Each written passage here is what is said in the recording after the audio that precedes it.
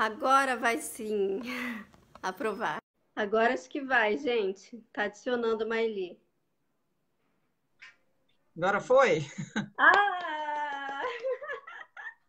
Tudo bem, amiga? Gente, Tudo bem, você? que dificuldade. Eu também sou péssima, nunca tinha feito isso. A gente fez uns testes ontem e hoje a gente foi testar muito em cima, eu e você, né? Eu fiz com a Miriane. É. Mas enfim, agora deu certo, tá todo mundo Mas chegando deu certo, aí. mas deu certo. Obrigada por aceitar. Tem só É, 5 minutos. bom, eu queria começar. Tá dando para ouvir? É, Porque acho que a senão gente eu está ia botar o começando no fone. tempo, né? Não sei que horas são agora. Tá, beleza. São 8 e Então, 5 bom, eu ainda. queria Tá na hora. começar. Boa noite Tá para todo mundo ouvindo ou que está prefere aí. que eu bote o fone? Sim, tá bom. Boa noite, pessoal tá entrando. Eu consigo ver aqui, ó. Até me arrumei para essa live, Jana. Queria agradecer muito você aceitar, porque eu sei que você tá cansada, né, amiga? Tá na luta aí. Então, você aceitar falar com a gente foi muito importante, assim. A gente sabe que vai ser muito importante para os nossos estudantes, né? Então, assim, para quem não conhece a Maili é farmacêutica, é tecnologista em farmácia no INCA, é farmacêutica do Miguel Couto, que está atendendo agora, né, paciente com Covid. É diretora da SBRAF, né, da Sociedade Brasileira de Farmácia Hospitalar, e vai compartilhar com a gente hoje um pouco dessa experiência, né, que está todo mundo querendo saber, né, como que estão as coisas. Então, antes de agradecer ao Murilo e a Meriane, o Murilo que teve essa ideia de fazer essas lives, né, que provavelmente vão ter outras, para a gente ficar mais próximo. Então, tenho certeza que eles estão adorando começar já com você, que eles amam você. E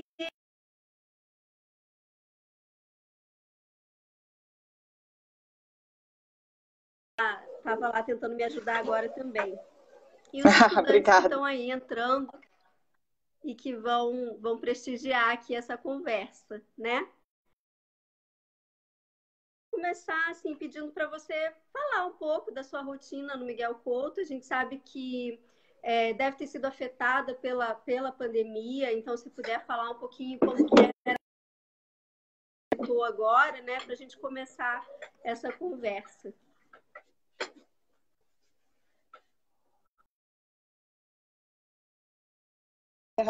Aí o convite para estar aqui hoje, falando um pouquinho aí para o pessoal do IFRJ e também para quem mais estiver assistindo. Não tem sido fáceis, não é fácil trabalhar nessa pandemia. A gente acaba tem várias pessoas que já tiveram Covid, umas mais assintomáticas, outras já teve farmacêutico, eu já perdi uma tia, aí já teve farmacêutico que trabalha comigo que perdeu a mãe, outra perdeu a irmã. Então, além da questão do trabalho em si, é muito difícil, porque você não pode abraçar a pessoa, você não pode se relacionar com as pessoas de maneira natural, como a gente faz normalmente no trabalho, né? Então, essa é a primeira dificuldade. A gente chega, não pode abraçar, não pode beijar, tem que ficar longe. A farmácia normalmente é um lugar pequeno que trabalha bastante gente. E aí manter esse distanciamento, então tá todo mundo de máscara, tá todo mundo de jaleco, de touca, uns de luva, quer dizer, as pessoas usam os EPIs conforme de máscara obrigatoriamente todo mundo, né? E daí a gente tem que manter primeiro esse distanciamento interno. Então a gente tem que primeiro arrumar os fluxos internos da farmácia. Então, assim, no INCA, a gente é um hospital de oncologia, mas na verdade o hospital está cheio de casos de Covid, né? Até na unidade de cuidado paliativo, que não tem respirador. Então, assim, são as nossas dificuldades. Então, as primeiras mudanças foram mudanças como chegar, lavar a mão, se paramentar, no fluxo do serviço, assim, na copa, não tem restaurante, todo mundo tem que levar comida, né? Aí tem 20 pessoas para almoçar numa copa que tem, né, revezando as pessoas, escalonando.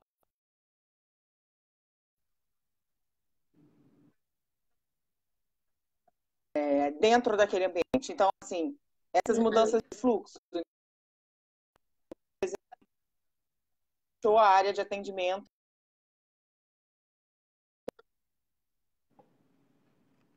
Opa, acho que caiu a conexão dela, né? Vamos ver se ela consegue retomar.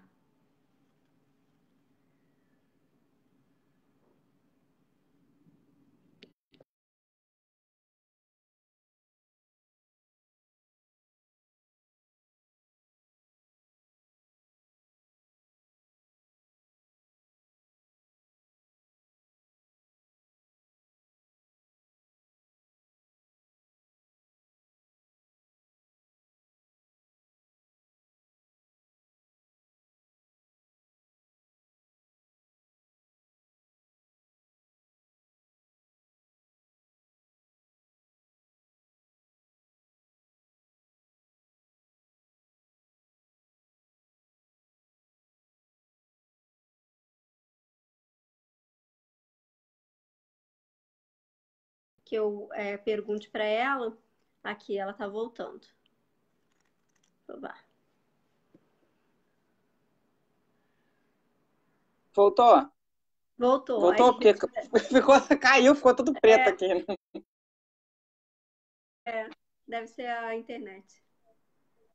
Eu estava falando que essa dificuldade de distanciamento dentro da farmácia é a principal coisa que mudou, né?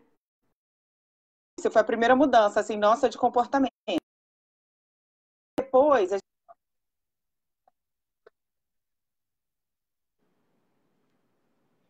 do reconectar. Tá ouvindo, Raquel? Tô te ouvindo, picotou um pouco, mas eu tô te ouvindo. Talvez seja a conexão. Vou tirar do Wi-Fi, então. No 4G talvez seja Vai, melhor. mandei de novo. Foi? Não, tava usando o Wi-Fi, mas Tá até tirei. agora. Vou deixar na minha conexão normal, que às vezes é melhor. Porque eu tô no quarto, é um pouco longe lá do roteador. É porque também, Isso, né, tem agora 3 tá bem filhos, né, melhor. gente, lá na sala. Ah, então tem 3 filhos na sala, não dá para ir para lá. Aí, bom, por exemplo, quais as mudanças que a gente fez no serviço, né? Então, por exemplo, no Miguel Couto, que é um hospital de emergência, e obviamente a gente sabia que ia receber esses pacientes, primeiro foi feita toda uma mudança no hospital. Né? Os ambulatórios foram fechados para diminuir o número de pacientes, para impedir a transmissão cruzada dentro do hospital, né? Dos pacientes que estariam para ser atendidos no ambulatório com os pacientes que estão sendo dando entrada pela emergência.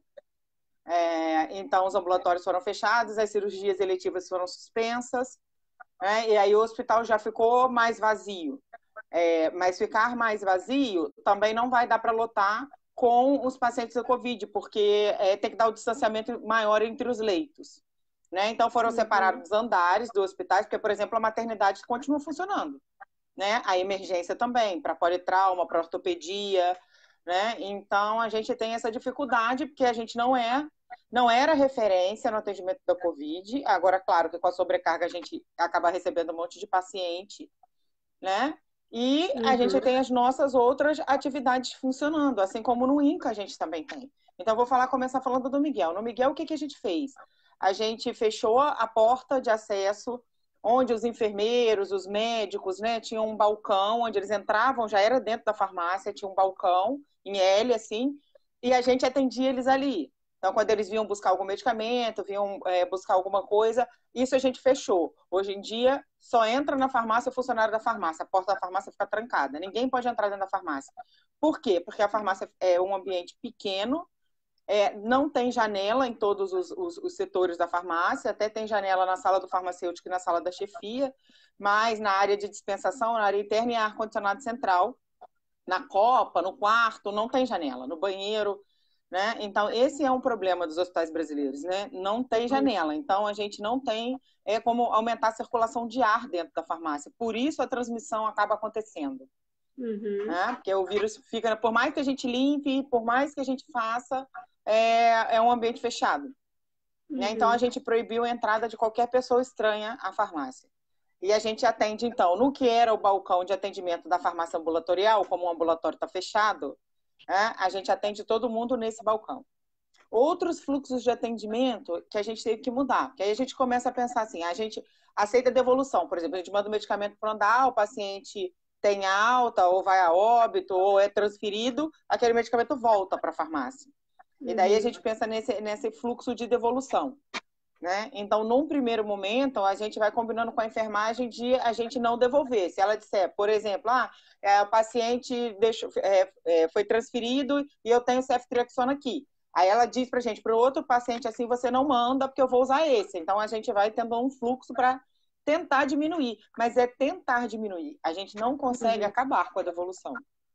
Aí, se a gente não consegue acabar com a devolução, isso a gente tem no INCA também. No INCA é dose unitária, né? As gavetas são as gavetas por horário, elas vão para o andar e voltam.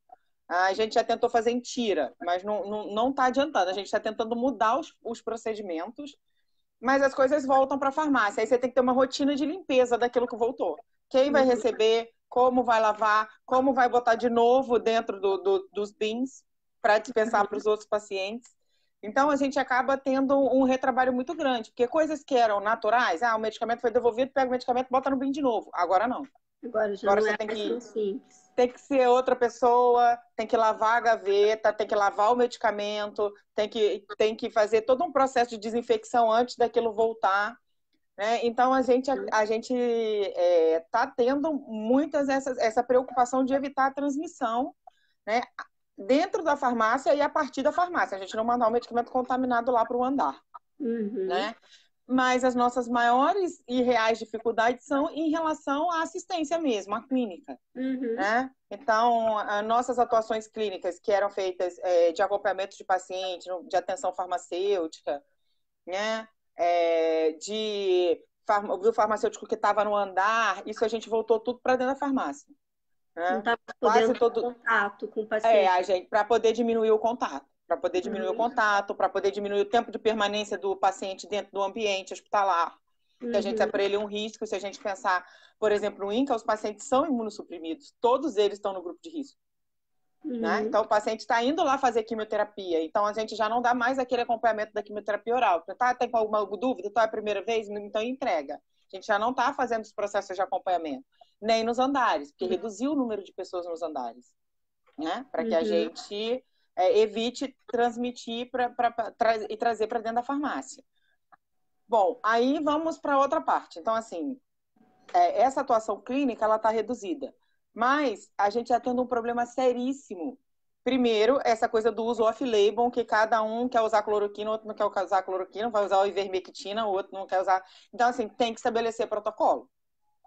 A chefia médica tem que sentar e estabelecer protocolo. Se vai usar, qual é a dosagem, para qual paciente, por quanto tempo, né? No Miguel, a gente tem os protocolos já todos definidos, tá? E temos um outro problema, assim, não são só esses medicamentos, né? Assim, esses medicamentos que estão sendo testados, digamos assim, né? Ainda sem muito estudo, sem estudo randomizado, moléculas que tiveram, né, atividade in vitro, que não tem nenhuma evidência ainda que possam ser, que tenham atividades em humanos, em vivo, para o coronavírus, né? Cada dia sai um trabalho diferente. Aquele primeiro trabalho da cloroquina, ele tinha muito problema metodológico, ele foi retirado. Então, aquele primeiro trabalho da cloroquina com a azitromicina, que dizia que tinha 100% de redução, né, da carga viral, não sei o quê, aquele trabalho foi retirado de tanto erro metodológico que ele tinha. Né? Chegou a ser acusado de ser uma fraude. Então, a gente tem esses problemas. Aí tem a ivermectina, que está sendo usada, mas também ela só tinha sido testada in vitro, ela ainda não tinha sido testada em humanos. Né? O oseltamivir, que na verdade é para tentar diminuir a co-infecção com H1N1, que pode acontecer e agravar o caso, do mesmo jeito que se usa os antibióticos, né? A azitromicina, ou a ceftriaxona, a amoxicilina clavulanato, para evitar a infecção bacteriana também, a pneumonia bacteriana, porque os pacientes estão em ventilação mecânica, né? Muito paciente no respirador. Então, esses medicamentos estão em desabastecimento no mundo todo. Né? Esse é um problema. Por que estão desabastecidos no mundo todo? Porque a grande ofertadora, né, a grande farmoquímica ofertadora de matéria-prima é a China. E desde que a pandemia começou, lá, eles pararam de exportar medicamento. para guardar para o mercado interno, Sim. né? E aí, no mundo inteiro desabasteceu. Então, teve caso na Itália de notícia de que eles estavam usando anestésico de cavalo, né? Medicamentos de uso veterinário em humanos, e isso vem acontecendo aqui também. Não medicamento de uso veterinário, mas é um desabastecimento geral dos medicamentos para sedação, midazolam e fentanil, para outros tipos de sedativos, e aí a gente tem que conversar com a equipe, e isso cada região do Brasil, cada hospital, uns têm, outros ainda não, outros não têm mais, outros já acabaram. Lá no Norte e Nordeste, os medicamentos, o pessoal já não está conseguindo mais nada, né? Aqui no Rio, a gente ainda tem estoques remanescentes de licitações anteriores, né? E aí a gente tem que se aproximar do médico e saber dele o que ele vai usar. Se você não tem fentanil, ele vai usar alfentanil, mas ele vai usar o fentanil em qual dose, né? Se não tem bloqueador, qual bloqueador neuromuscular que ele vai usar, se for necessário o bloqueio? Porque a gente tem vários, tem atracúrio, ocurônio. Mas eles querem fazer intubação rápida, porque eles também não querem ficar expostos na intubação mais demorada. Aí na intubação rápida, aí é succinilcolina. Então a gente tem que saber o que eles estão fazendo lá na CTI, o que eles estão fazendo nos andares, para a gente conseguir dar suporte com os medicamentos, né? Então, saber os protocolos, saber as doses são todas por quilo, né?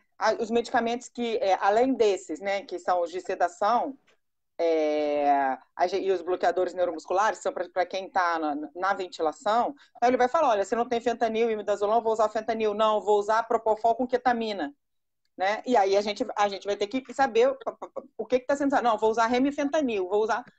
Qual a dose de cada um desses medicamentos? De quanto em quanto tempo você usa? Então, tudo isso precisa ser estabelecido com a equipe para facilitar, né, o fluxo de informações e a disponibilidade de medicamento no tempo correto lá para os pacientes com falta. Sim. Né, dos medicamentos. E esse acordo, esse protocolo, ele está bem estabelecido nos hospitais? Porque em alguns hospitais... Né? Não deve em alguns hospitais sim, e outros... confuso, né? Alguns hospitais sim, outros não. Tem drogas que a gente sabe que... Assim, no Miguel tem protocolo para todos eles. E aí a gente tem que... No INCA está começando agora a implantar os protocolos. É porque ela não ia atender, mas aí começou com tanto paciente dando entrada pelo nosso serviço de pronto atendimento, que não é o expertise dos médicos de lá. Lá não tem expertise de emergência, de terapia intensiva. Não tem terapia intensiva, não tem respirador na unidade que eu trabalho, né? Que é o de câncer de mama e a unidade de cuidado paliativo. Então, assim, eles ainda não têm expertise. Essas drogas não são padronizadas, quer dizer, a ivermectina mas outras não. Então, tudo isso está sendo discutido. As drogas que realmente têm uma efetividade grande e são usadas em quase todos os pacientes da terapia intensiva, metilprednisolona em dose baixa e heparina, né? Para evitar trombo. E aí a gente tem, assim, tem heparina fracionada para usar para todo mundo, enoxaparina, fondaparinux, né, para o que usa a dose plena. Tem, se não tem, vai usar a heparina não fracionada, subcutânea, é outra dose. Então, isso tudo a gente tem que estar conversando com a equipe e tem que estar antevendo. Né? Então, se a gente, assim, se um antibiótico está acabando, então a gente tem que... A azitromicina entrou em falta. Depois desse trabalho, todo mundo resolveu usar a azitromicina. A azitromicina não é um antibiótico tão utilizado aqui no Brasil. O pessoal usa muito mais a amoxicilina com clavulanato.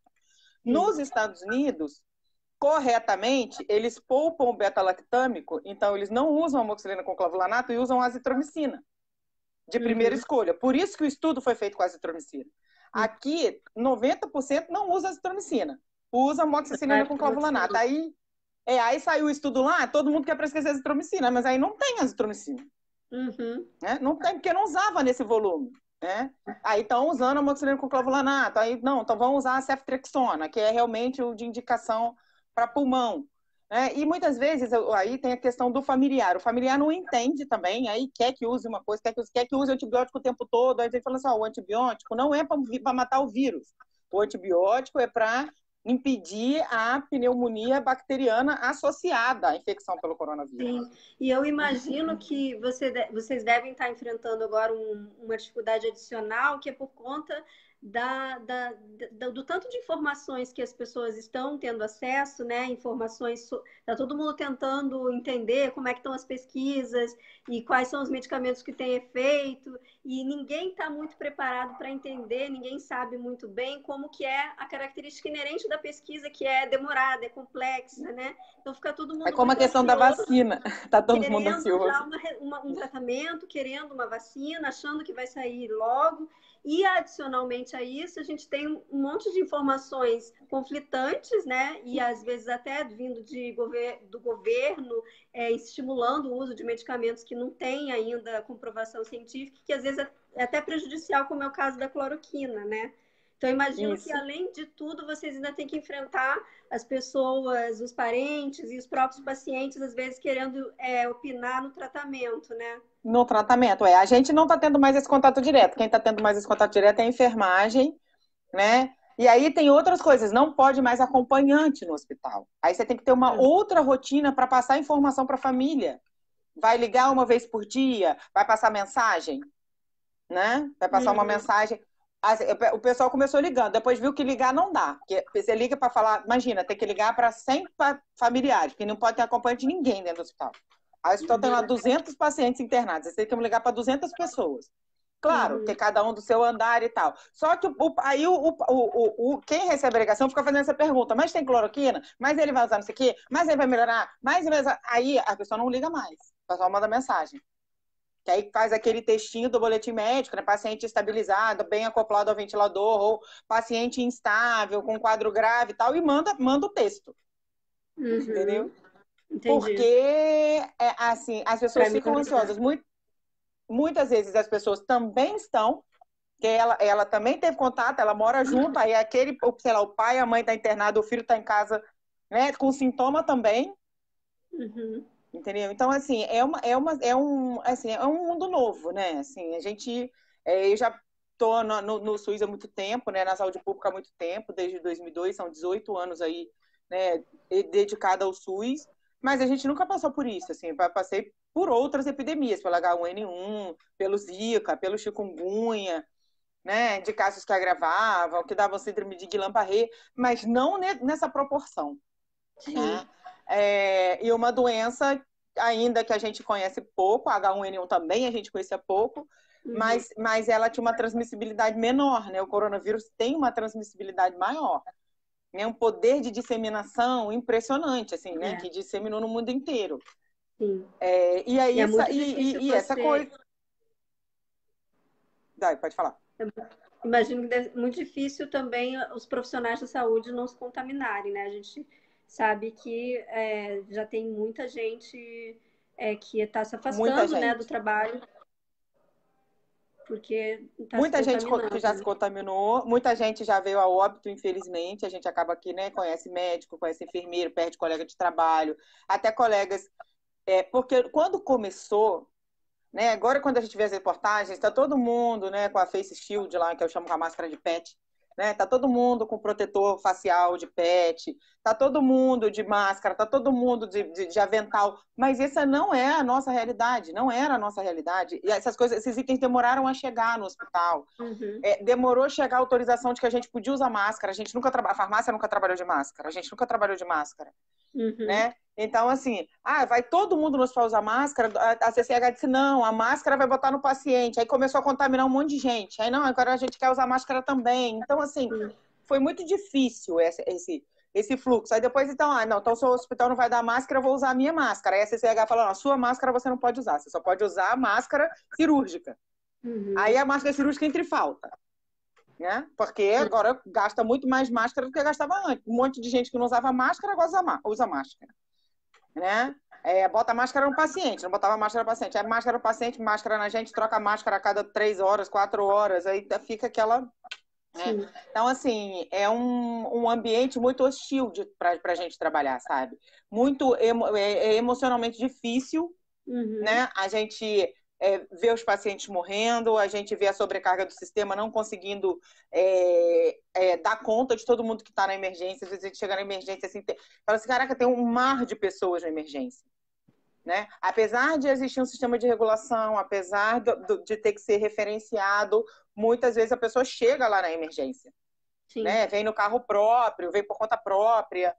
E também não vai chegar lá, é omissão de socorro, vai mandar a pessoa voltar para casa. Então a câmara vai ter um monte de ambulância, e aí não sabe se vai internar, a ambulância não pode ir embora, aí não tem algum lugar para entrar outra ambulância. Entendeu? Então, assim, as coisas vão se acumulando. Aí fica aquele mar de gente. Na emergência, você não tem leito de retaguarda para mandar, não tem respirador. Esse é, acho que, um outro ponto importante, assim, que a gente... que eu pensei em trazer para você falar um pouquinho, que é...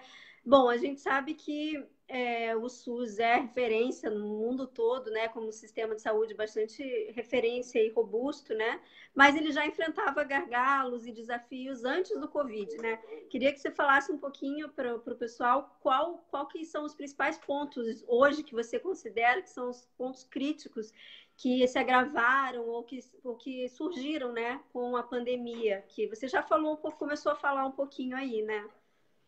Isso então, o que acontece? A gente já vinha num sistema sucateado, a verdade é essa, né? Há anos não há um investimento na saúde pública como ela deveria ser.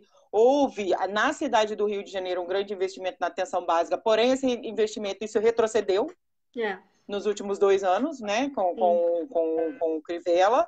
E isso, obviamente, impactou na população, mas não havia uma estrutura... os hospitais de emergência, né?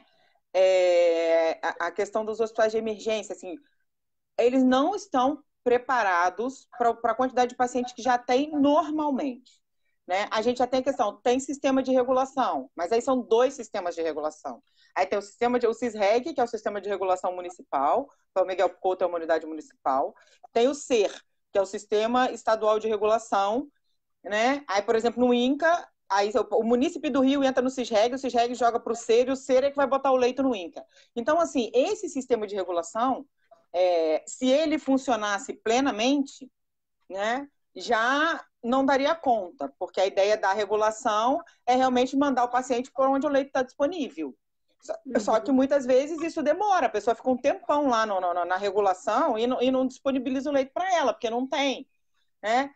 Numa doença emergente, que precisa de uma resposta rápida, isso é muito mais difícil. Essa era a ideia dos hospitais de campanha. Né? Então, se constrói os hospitais de campanha para que você tenha leito disponível, né, para atendimento exclusivo, com equipe treinada. Aí você começa, as equipes não são treinadas. A gente nunca foi treinado para trabalhar numa pandemia. Né? A gente não tem profissional de saúde, eles podem abrir o edital para 1.000, mas não tem 1.000 pessoas inscritas. As pessoas também têm medo. Primeiro que muitas já trabalham, não tem disponibilidade. E né? É uma coisa muito específica também, que nem todo mundo tem o preparo, né? Nem todo mundo tem o preparo, tem muita gente jovem. Então, essa coisa assim, antecipar a formatura, né, de médicos, de farmacêuticos, de enfermeiros, de profissionais de saúde que estavam no último período e tal. Essas pessoas, muitas vezes, não fizeram estágio, não vivenciaram a rotina de um hospital, não só a farmácia, mas um fisioterapeuta.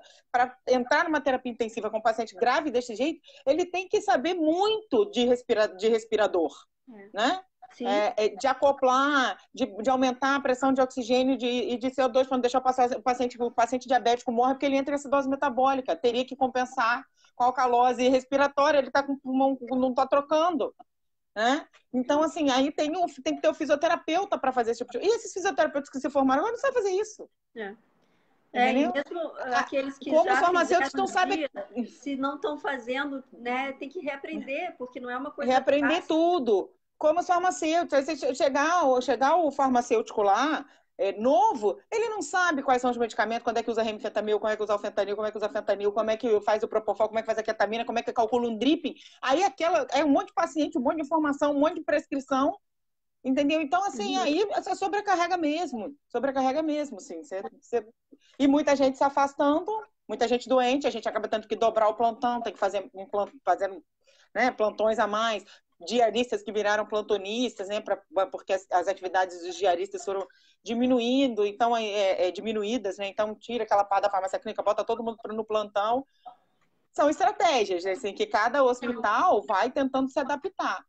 né? Mas, assim, um plano de contingência. Quem tinha plano de contingência? A gente tem plano de contingência. Nosso plano de contingência não prevê uma pandemia, né? Nosso plano de contingência prevê um surto, por exemplo, de uma bactéria multiresistente no CTI. Aí você tem um plano de contingência, de transferir os pacientes do CTI para outra unidade, fazer desinfecção de leitos. Mas isso não é um plano, é uma questão normal. Então, o SUS já vinha sobrecarregado. O paciente não sabe exatamente para onde se dirige. Isso é uma coisa que eu falo sempre, gente. Olha, unidade de pronto atendimento para atender urgência, né? Que são aqueles casos onde não há risco eminente de morte. Emergência para atender emergência, unidade de emergência para atender emergência, que são esses casos onde há risco de morte, né? Então, a população sabe disso? Tem gente que a profissional de saúde não sabe. O que é uma unidade de pronto atendimento? O que é um hospital de emergência? Ele vai, infartou, levou para a UPA. Não, infartou, tem risco de morte, não é para levar para a UPA. É para levar para uma situação de emergência. Mas a população não sabe disso. E aí acaba que essa regulação, ela também não está dando conta, porque não tem leito. Sim. E aí foram construir os hospitais. Eu falei, gente, não vai dar. Aqui não é China. Na China, eles construíram 10 hospitais de campanha em 3 dias. Hoje a gente vai ver, a China teve pouco caso, né? A gente tem que ver os casos aí, meu lado epidemiologista, por 100 mil habitantes. Lá tem 2 bilhões de pessoas e foram 90 mil casos. Nos Estados Unidos são 600 milhões, já tem quase 2 milhões de casos, 1 milhão e 300 mil. Né? Então aqui são 200 milhões, tem 300 mil casos. Na verdade, lá conteve bem. Por quê? Lavaram as cidades todas, né? Fizeram o lockdown bem feito, mandou ficar em casa, fica em casa, que tem a coisa da cultura do oriental também de ser obediente. Que a gente aqui não é. Por isso em outras situações, né? Já passaram por isso em outras situações. Construíram hospitais de campanha com material, com luva, touca, máscara, com respirador. Em 3 dias construíram 10. Aqui não consegue construir o hospital. Aí o hospital que é para 500 inaugura 100, o que é para 200 tem 30. Aí, claro, um desperdício. Eu acho que isso tudo reforça muito assim, a importância do isolamento social, né? Porque isso tudo que vocês estão vivendo ali, a única maneira de diminuir essa sobrecarga, esse estresse, é se menos pessoas precisarem de hospitalização ao mesmo tempo, né? Então, reforça ainda mais. E outro ponto que eu acho que é importante também é que com todos esses problemas do SUS, se ele não existisse, a gente ainda ia estar muito pior, né? Com certeza. Eu acho que, assim, se tem uma coisa que tem que ser levada dessa pandemia, é da importância de um sistema único de saúde, da importância que 70% da população não tem plano de saúde, né? Então, a gente precisa ter o serviço de saúde pública funcionando. Acho que essas são 2 coisas que a gente tem que levar. Outra coisa é a questão da ciência e tecnologia e da educação, né? Na hora que apertou, quem produziu o respirador rápido? O pessoal das universidades. Né? Quem está fazendo os testes de vacina? Quem está conduzindo as pesquisas? A Fiocruz e as universidades. Né? Então, assim, da importância do sistema de educação também. Sim, sim. Né? Da educação, da ciência, da tecnologia, da que a gente chama do complexo industrial da saúde, né? Que aqui é mais fácil importar. É mais fácil importar máscara, é mais fácil importar luva, é mais fácil e mais barato. Né? Porque é tanto imposto que o empresário nacional tem, ele não tem incentivo, que é mais fácil você criar uma importadora e importar. A luva que vem lá da China é realmente muito mais barata. Da Malásia. Numa situação dessa, a gente fica refém, né? Numa situação dessa, você é refém. A gente não tem máscara produzida aqui. Né? Aí o Trump trava 3M lá nos Estados Unidos, a gente aqui fica sem máscara, porque quase todo mundo que usa N95 é da 3M. Tem poucas outras. Aí surge um monte de N95, aí surge um monte de N95 falsificada, fora dos padrões. Né? Então, a gente tem os hospitais, como eu disse, assim, já sucateados. Então, já tinha os hospitais que que caberiam 500 pessoas, mas só tem 300 leitos. Né? Que teriam 50 leitos de UTI, mas só tem 20 funcionando, porque não tem respirador, porque não tem equipamento, porque não tem profissional. Porque não tem profissional. Né? Para trabalhar. A gente trabalha nisso tudo sem receber insalubridade. Tem um monte de gente contaminada na farmácia. Nas outras, a gente não ganha insalubridade porque não é insalubre, né? Tá como se trabalhar. Qualquer pessoa que trabalha num hospital, um hospital é um lugar insalubre. Mas o governo acha que não. Ah, não, a farmácia é fechada, você trabalha com medicamento, lá não é insalubre, não. Entendeu? Então, são muitas coisas que eu acho que a gente. Voltou? São muitas coisas que eu acho que assim, a população, a gente vai ter que repensar. E aí eu acho que a gente, enquanto população, né, enquanto sociedade, tem que amadurecer. Como a gente tem que amadurecer a questão do isolamento, do respeito ao isolamento. Assim, eu moro em Ipanema. Aí as pessoas falam assim, mas você não vai lá na praia dar uma caminhada, andar de bicicleta? Ela fala, não, não vou.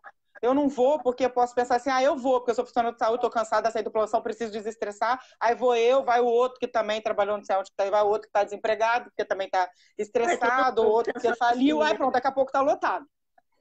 De gente, cada um por um motivo, né? Então, eu vi uma foto no Globo domingo passado, assim, do aterro do Flamengo, o pessoal tomando sol, sabe? Aí eu vejo aqui, Ipanema passa ali nos bares, o povo tomando chopp.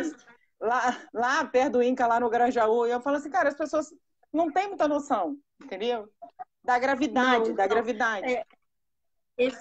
Da gravidade e da necessidade de continuar no isolamento, né? Que eu acho que esse é um ponto que eu até queria perguntar para vocês se vocês têm sentido essa oscilação do número de casos, porque assim, a gente sabe que a gente adotou a quarentena até cedo, relativamente cedo. O problema é que a gente não manteve, né? A gente fez uma quarentena por um tempo e depois relaxou. A gente sabe que também muitas pessoas não conseguem, não podem, né, ficar isoladas em casa porque precisam trabalhar e tal. Então, a gente vai vendo que essas medidas elas vão diminuindo a adesão, as pessoas vão diminuindo a adesão, porque não aguentam, né, ficar muito tempo, porque não veem o resultado, porque não estão vendo o resultado desse esforço. Exato. Então, elas não estão vendo ninguém doente, eu não estou vendo, está todo mundo ok, né? Então, eu acho que até estão vendo. Agora está chegando mais forte nas comunidades mais pobres, né? Por conta das dificuldades sanitárias dos bairros mais pobres. E aí vai assolando muita gente. Hoje estava no jornal que 20% das populações das favelas morrem em casa, né? As pessoas não conseguem nem sair. Acho que até estão vendo. Só que aí tem uma coisa assim, o governo fez a quarentena, fez cedo, mas fez errado. Né? Se ele quer que o ônibus ande vazio, ele não pode diminuir o número de ônibus. O que adianta diminuir o número de pessoas e diminuir o número de ônibus? Os poucos ônibus que tem vão andar com muita gente. Aglomerados, Entendeu? Entendeu? Então tá errado. Então, assim, ele tem que diminuir o número de pessoas e botar mais transporte, para que os transportes andem vazios. E depois de entendeu? Isso o governo fez errado. E também depois isso o governo fez errado. Os estímulos são conflitantes. Então, as informações são conflitantes do governo, federal e estadual. Então, você sente isso lá no número de casos? Você sentiu aumentar, diminuir? Não, a gente sente que está aumentando. Agora está aumentando, agora tem mais casos, agora está aumentando. Essas últimas semanas está aumentando. Essa questão do governo federal, né, assim, que minimiza os efeitos, né? Minimizou desde o início o efeito. Isso primeiro cria essa questão, a população não saber em quem ela acredita, né? E aí mas isso tem nos Estados Unidos também. Mas aí tem uma outra coisa. Faz o isolamento para passar aquele pico, né? Para diminuir e para o sistema dar conta. Todo mundo ficou em isolamento 2 meses. Todo mundo. Aqui já vai passando de 2 meses. Se deixar, vai ficar 4 e o sistema não vai dar conta, porque também o que tinha que o governo fazer. E aí a gente tem sim. Eu penso também do outro lado, sabe? Eu vejo também as pessoas que têm comércio, as pessoas, né, que estão precisando voltar, que estão pedindo para voltar, porque ela falou: eu já dei a minha contribuição, cara. Eu tô com a minha loja 2 meses fechado. Meus funcionários, eu não pago, o governo também não paga. Porque o governo vai fazer a ajuda e não dá a ajuda. Então, o governo não tinha noção, né? Quando eles disseram que ia dar essa ajuda de R$600, eles calcularam 50 milhões de pessoas. E se inscreveram 70. Então, 20 milhões de pessoas não estavam nem no radar do governo. Né? Não tem nem noção da quantidade de gente que vive de mercado informal, né? E aí realmente acaba havendo uma pressão. O empresariado vai fazer pressão, né? O próprio funcionário, ele quer voltar a trabalhar, porque ele tá dentro de casa, mas ele tá sem salário, tá sem comer. Então, assim, tudo Sim. por isso que vai voltando, né? Vai ter que voltar. Quando me perguntou, vai voltar, eu falo, gente, vai ter que voltar. Mais pessoas vão morrer? Talvez. Eu falo, olha, gente, loja não tem lugar pior do que um supermercado. Porque tem maior número de itens, é maior. Você anda com um carrinho, você bota a mão no carrinho, bota a mão na prateleira, bota o negócio no carrinho, tira o negócio do carrinho. Numa loja de roupa, por exemplo, você não faz isso. Né? Então, assim, risco tem, e tá todo mundo lá no supermercado. Então, risco sempre tem.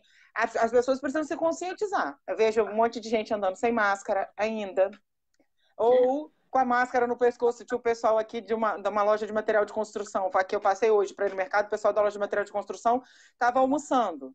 Aí, como tem um restaurante fechado, tem umas mesinhas assim do lado de fora, estava todo mundo ali nas mesinhas do lado de fora de papo, sem máscara. Depois do almoço, todo mundo sentado ali na mesinha, uns 10. De papo, todo mundo sem máscara. Aí, quer dizer, lá dentro da loja tá todo mundo de máscara. Aí saíram, tá todo mundo sem máscara. E o pessoal que Entendeu? tira a máscara para poder conversar com o outro, é justamente para isso que é a máscara. Né? Então, assim, muito difícil, é muito difícil, é muito difícil. Às vezes, meus funcionários lá, coitados, eles não conseguem chegar no horário no plantão, porque tem que parar para mostrar que ele é funcionário da saúde. Imagina a fila que faz isso numa estação de trem. Vai ficar 1 hora só para conseguir provar que ele tem direito a andar no trem, porque ele é profissional de saúde. Né? Aí, sim, fica praticamente impossível, sabe? E tem outras milhares de coisas envolvidas, assim, que o número de casos que a gente vive, eu não sei se é o pico, porque acho que ninguém nem sabe se já teve o pico, se não tem o pico, quando o pico vai ser. Essa é que é a grande verdade. Nas últimas semanas, o número de casos tem aumentado muito, né? O número de pessoas precisando de hospitalização também. E a gente tem um sistema sobrecarregado, né? E a gente, enquanto farmacêutico, ter que pensar, eu acho que a gente tem que tentar fazer o melhor que a gente pode na condição que a gente tem. Falo isso sempre. O que é o melhor que eu posso fazer, né, na condição que eu tenho? Minimamente, né, essa coisa que eu falei assim, se conectar com a equipe, né, para saber os protocolos, para saber os medicamentos, para procurar saber se os medicamentos estão disponíveis, para quantos pacientes você pode atender, para mandar as doses corretamente. Então, assim, isso é o mínimo que a gente pode fazer. Né? Sim. Até tem uma pergunta aqui do Mauro. Pela sua experiência na ponta, os protocolos estão sendo elaborados nas unidades da prefeitura, respeitando-se a equipe multiprofissional? O Mauro Costa. O Mauro Gatinho, né? Que foi de Salgado. Então, estão. Né? As equipes têm se reunido, em especial a equipe de terapia intensiva. Eles sempre chamam a farmácia, porque eles sempre precisam da farmácia, dos farmacêuticos, da informação de abastecimento. Para eles fazerem qualquer protocolo, eles vão sempre precisar do apoio da farmácia para saber se tem ou se não tem, né? Aquele medicamento para suprir aquela demanda. Se tem uma alternativa terapêutica. Então, assim, se eu não tenho o fentanil, o que eu consigo? É o alfentanil? É o remfentanil? Né? O que vai usar propofol? Vai usar ketamina? O que vai utilizar nesses pacientes? Então, assim, eles sempre pedem o apoio da farmácia, e a farmácia controla os dias de tratamento. Então, se a azitromicina vai ser utilizada durante 5 dias, é a farmácia que vai controlar os 5 dias lá. Se o oseltamivir tem que ser utilizado durante 5 dias, de 12 em 12 horas, é a farmácia que vai fazer esse controle, entendeu? Então, a farmácia também tem que estar apta a desenvolver os seus instrumentos, né? Para fazer os mecanismos de controle, para dizer, não, olha, esse paciente já completou os tratamentos, esse paciente já fez os 5 dias, entendeu? Para seguir os protocolos. Né? Claro que a sedação, enquanto o paciente estiver entubado, vai precisar de sedativo. Né? Então, a gente vai ter que ir acompanhando esse paciente. Mas os outros, não. Os pacientes que estão nas enfermas, tem paciente que não está entubado, tem paciente que está na enfermaria, né? Tem paciente que está pegando medicamento no ambulatório. Então, da gente explicar corretamente como a pessoa vai tomar aqueles medicamentos, né? Qual é a função de cada um deles. E aí, a pessoa, muitas vezes, o farmacêutico não tem muita experiência, não quer falar, porque aí o outro lá sabe que o paciente está com Covid, entendeu? E aí você tem que ficar explicando. E aí tem aquela coisa assim de você entregar o medicamento, e a pessoa vai botar a mão no medicamento, aí vai pegar a caneta para assinar. Tem todo um fluxo. Aí você tem que limpar a bancada, você tem que ir lá lavar a mão, você tem que passar álcool na caneta. E o que eu falo, assim, um treinamento mental muito grande para eu não posso pôr a mão no rosto. E eu acho que é isso que eu não posso botar a mão no rosto. Então, assim, eu tenho que ficar o tempo todo trabalhando, higienizar sempre, mas assim, higienizando ou não higienizando. Aí tem o celular, aí você bota a mão no celular, bota o celular no ouvido, vai falar no celular e contamina o celular. Aí tem que atender o telefone da farmácia que tá tocando. Entendeu? Aí um atende o telefone, o outro atende o telefone. Aí um bota a mão no telefone, outro bota a mão também, um fala, outro fala. Então, assim, é muito difícil. É um ambiente muito difícil. É uma realidade nova, né? Que a gente tem, assim, dentro do hospital. Mas acho que a gente precisa, né? Claro, a gente que é mais experiente, né? Que tem mais tempo, tentar ajudar os mais novos, né? Então, por exemplo, nosso treinamento dos residentes, né? Então, assim, dar um suporte para eles, né? No que eles podem, o que eles não podem, como é que vai funcionar, como é que vai ser o fluxo. E tentar se aproximar da equipe, assim, acho que é isso que a gente tem que tentar fazer, né? Para saber quais são os protocolos, discutir tecnicamente com os médicos, mas vai usar cloroquina mesmo? Vai usar a cloroquina em que fase? Em que dose? Para que paciente? Entendeu? Assim, acho que o médico, né, ele tem o direito de prescrever. Agora, seguir também um protocolo do Ministério da Saúde que não tem uma assinatura de nenhum técnico, que ninguém sabe quem fez aquele protocolo, entendeu? Sim. Não adianta também o Ministério fazer e querer impor que vai usar, porque o médico não vai querer usar também. Sim, claro. E imagino que eles também estejam nesse processo todo experimentando, aprendendo também, né? Porque tá todo mundo sem saber, no início sem saber qual era. Né? É muita tentativa e erro, assim, as pessoas. É muita tentativa e erro, né? Foi muita tentativa e erro. Mas aí eu acho que agora, assim, a gente já tem uma experiência, a gente já está aí há 2, 3 meses, né? Atendendo, 3 meses, desde fevereiro, né? Atendendo os casos. A gente já tem uma certa experiência e, assim, a gente tem que aprender com o que foi feito fora daqui, quem passou por isso antes, né? Com a Itália, com a Espanha, né? Com o próprio Estados Unidos. E aí já tem muito mais artigos, já tem muito mais evidência, já tem muito mais trabalho. E daí você buscar realmente, assim, o que eu estou vendo, né? É você buscar realmente o que realmente é efetivo. O que eu vejo, por exemplo, lá nas prescrições, né, em especial da terapia intensiva, né, do Miguel, que os pacientes estão no ventilador, a prescrição vem correta, vem com heparina, vem com metilprednisolona em dose baixa, vem com os drippings, né, de sedação, vem sempre muito bem feito. Se o paciente vai usar ivermectina, vem, né, normalmente não é esse paciente da terapia intensiva, é o paciente que usa antes, né, é o paciente da enfermaria ou que internou, né, se usou o Zetomivir. Então, assim, eu tenho visto que as prescrições têm seguido o protocolo, né? Aonde você tem equipe treinada para isso. No Miguel, você tem equipe treinada para isso, né? Você tem uma terapia intensiva, a gente tem lá em torno de 60 leitos de terapia intensiva, se juntar unidades intermediárias com o CTI adulto, né? Com a unidade do lado, que é o SER, que também tem muitos leitos. Você tem equipe, né, preparada para isso. Né? Essa é uma dificuldade no INCA. A unidade que eu trabalho no INCA não tem CTI, né? Então, o paciente chega grave lá e é um transtorno, porque o respirador ficando pronto a servir no SPA, que é o serviço de pronto atendimento, ou ele sobe o paciente para o andar, sabendo que no andar não tem respirador, fica tendo que esperar a transferência do paciente para ir para um lugar onde tenha, seja em outra unidade do INCA ou em outra unidade que tenha respirador. Então, assim, e com isso acaba que não dá para ficar todo mundo embaixo, vai subindo os pacientes. E aí tenta separar por ala, mas já contaminou de uma ala para outra, porque os pacientes são muito suprimidos, assim, é difícil. Tem que isolar, né? Aqui tem Tem que isolar. Luiz Fernando Mendonça, vou ler o comentário dele aqui.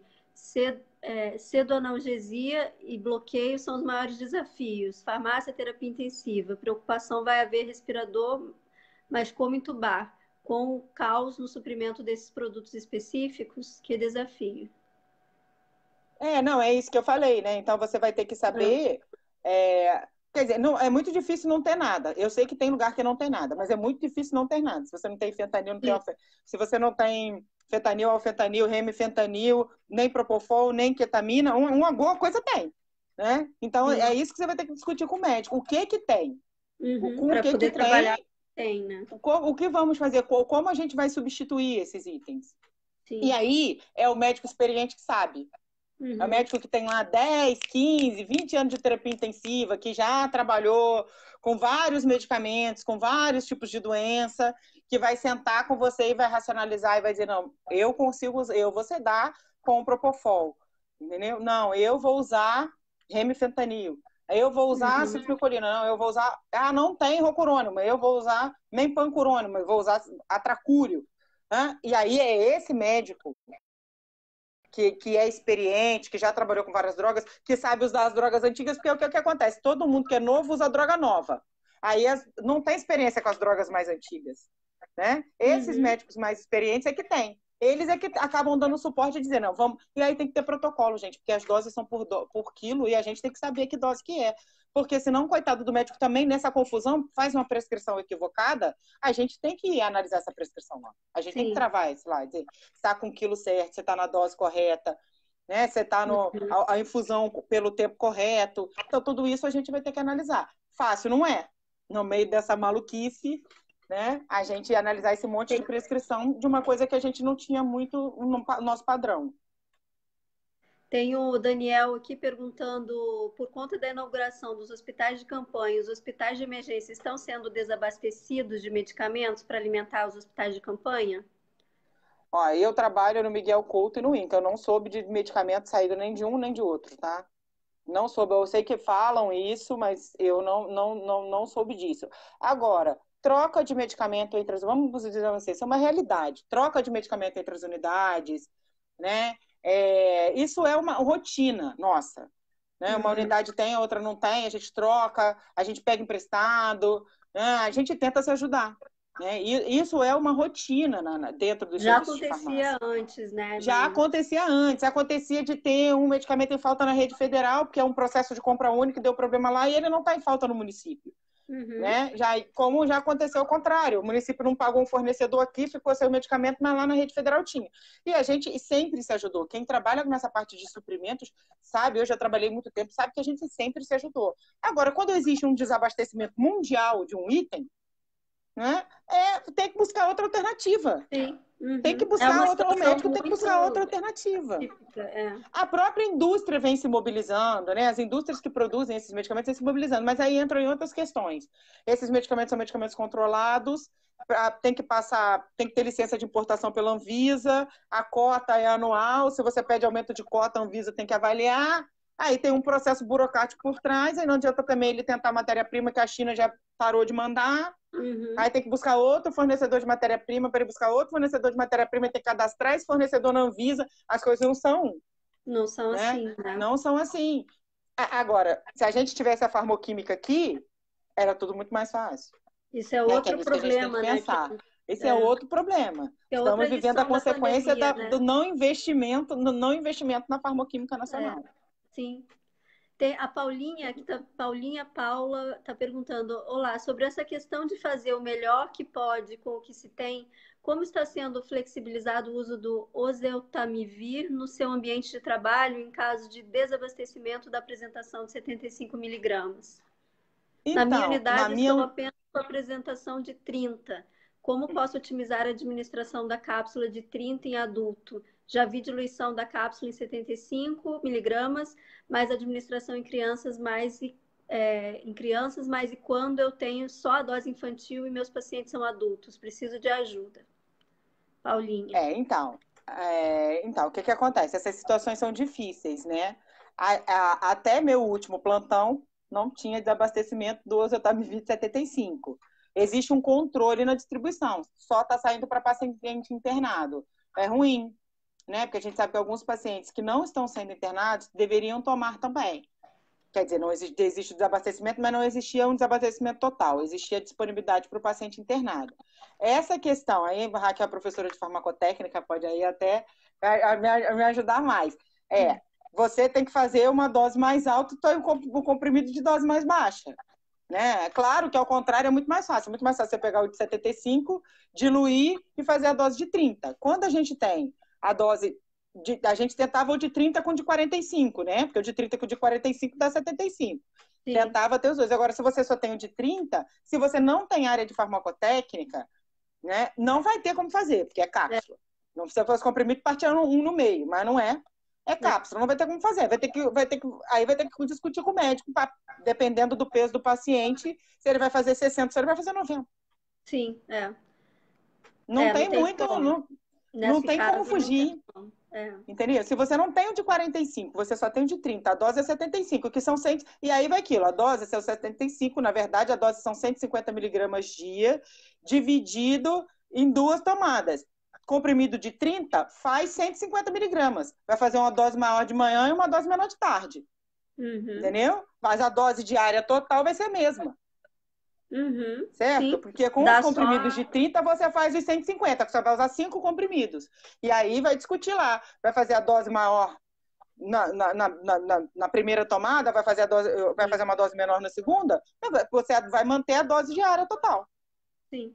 Entendeu? Essa é uma Então, discussão com assim, o médico isso é o mesmo. mais importante. Só que você vai fazer uma dose. É o ideal? Não é o ideal. Mas é o que eu falei. É o melhor que a gente pode fazer com aquela condição que a gente tem. Eu só tenho comprimido de 30, eu vou fazer 150 miligramas, dividido em uma tomada de 90 e uma tomada de 60. E não em 2 de 75. Sim. Entendeu? Vai adaptar como pode, né? Vai adaptar. Aí vai discutir com o médico. Aí você não é, sou eu que vou tomar essa decisão, não. Você vai ter que chegar para o médico e dizer só, vamos fazer assim? Quais são as possibilidades? Porque eu acho que a gente tem muito de chegar para o prescritor com a solução para o problema dele. Não é chegar para ele com mais problema. O médico está cheio de problemas, gente. Cheio de paciente grave, uma confusão danada. Aí você chega para ele e lá e dá outro problema para ele. Quer dizer para ele assim, eu só tenho de 30. Não, você chega com a solução. Fala, eu tenho de 30. Para fazer 150 são 5 comprimidos. Eu não tenho farmacotécnica. Vai fazer subdose ou vai fazer uma dose maior ou vai manter a dose diária dividida em 2 tomadas. Numa tomada vai tomar 90, na outra tomada vai tomar 60. Você senta com o médico com uma solução para ele. Senta lá e conversa. Aí você pode ler, ver farmacodinâmica do medicamento, como é que é. Aí você vai lá pegar na bula, ver o volume de distribuição, mas você não vai chegar com ele com mais problemas. Você tem que chegar com ele para resolver o problema.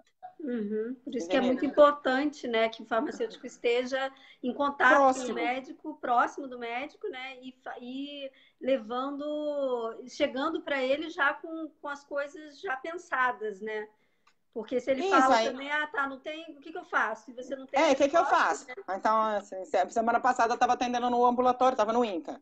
Aí eu quase que mandei uma cartinha para a médica, eu virei o verso da prescrição, escrevi para ela, porque ela é nova, ela fez várias coisas na prescrição que estavam equivocadas. Aí eu escrevi para ela, porque eu tentei ligar, não consegui, não gosto de mandar o paciente dar recado. O paciente vai lá, coitado, não vai dar o recado. Aí eu escrevi atrás, falei, você entrega isso aqui para a médica, tá aqui o ramal, só pede para ela me ligar.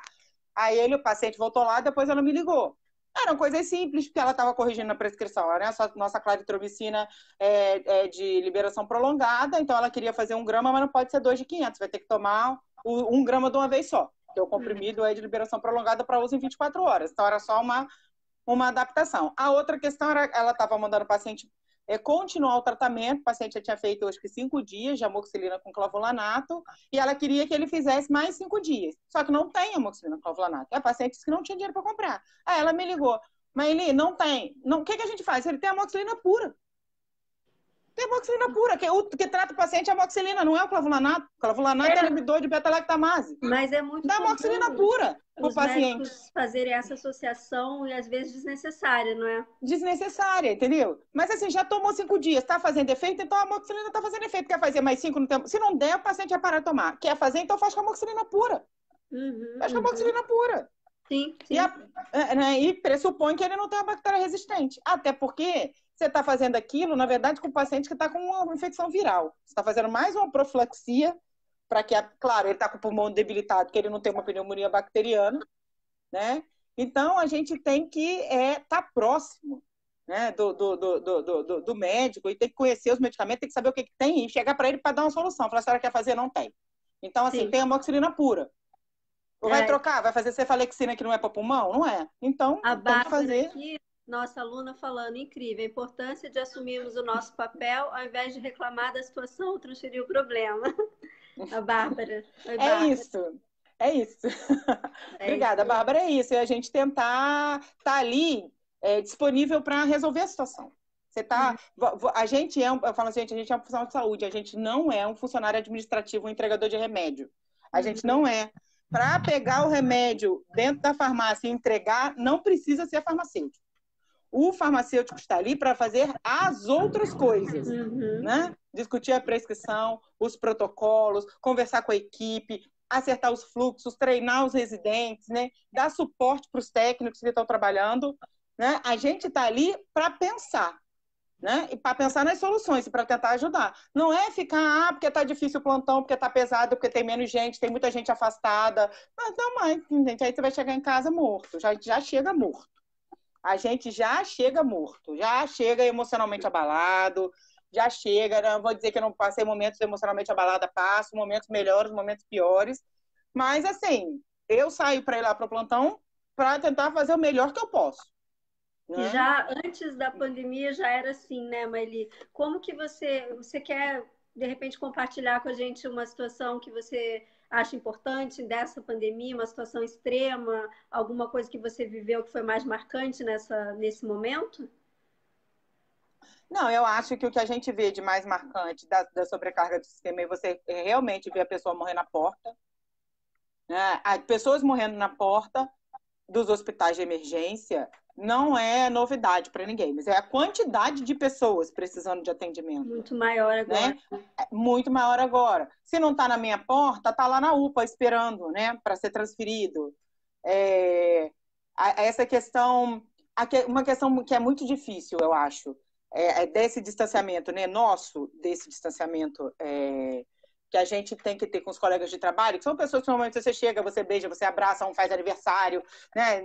E aí a gente agora, né, tá ali, faz aniversário, fica cada um num lado, canta parabéns de longe, né? Uma situação difícil, mas eu acho que a questão do velório, da despedida, do corpo, eu acho que isso é uma questão muito difícil. Né? Assim, eu perdi uma tia, né? Então, assim, que estava internada num hospital municipal. Não foi muito bem atendida, estava no respirador, mas infelizmente não sobreviveu, como muitas pessoas não sobreviveram. Essa rotina dentro do... Isso é triste dentro do hospital também, porque a gente que é profissional sempre se sensibilizou com aquele óbito, né? De ter um acompanhante perto da pessoa. Hoje em dia, sabe? A pessoa tem que estar nua, tem que desinfetar, tem que botar no saco, tem que passar um pano do lado de fora do saco. Aí, né, a gente vê nos cemitérios, a pessoa não pode ter velório, não pode ter, o coveiro tá, coitado, vestido igual a gente tá vestido dentro do hospital. Eu acho que isso é uma coisa muito triste. Isso nunca tinha vivido isso. Essa questão de você ter o acompanhante, as pessoas não terem acompanhante, aí muita gente fica, né, na porta do hospital, achando que ali na porta ela vai ter mais acesso à informação, né? E, na verdade, ela não tem mais acesso à informação estando ali na porta. Na verdade, ela está se colocando em risco. Mas a dor da pessoa, né? A minha dor, a dor de todas as pessoas. E aí você tem a dor da pessoa, porque ela não pode abrir o caixão, ela não pode ver, não pode ter velório. O velório tem que ter 15 minutos com 10 pessoas, vai direto para o enterro.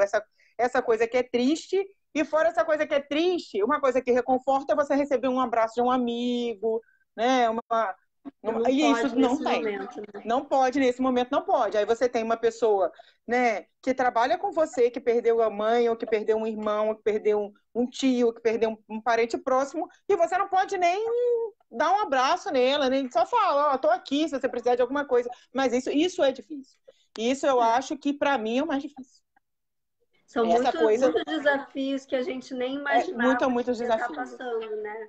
Eu falo muito que a gente, acho que até recentemente num evento lá no IF, que a gente estava falando, eu fui convidada para falar sobre a importância da pesquisa, né, da pesquisa básica, pesquisa das ciências da saúde, e acho que uma das conclusões que eu tirei, né, lá na minha fala é justamente que o investimento na pesquisa ele pode parecer redundante durante muitos anos, né?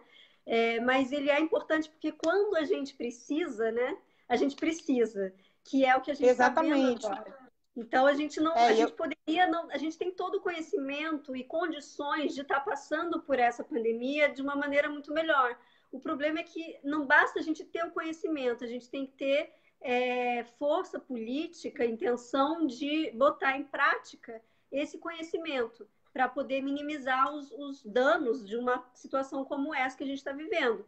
Então, eu acho que de tudo isso, né, que a gente conversou aqui hoje, acho que a gente tira várias lições do que a gente está vivendo, né, nessa pandemia, que é essa importância de investir na pesquisa, a importância de ouvir os cientistas, né, que a gente não bastaram todos os filmes, né, de distopia que o cientista não era ouvido, a gente não aprendeu, a gente continua não ouvindo os cientistas, né, a gente como sociedade.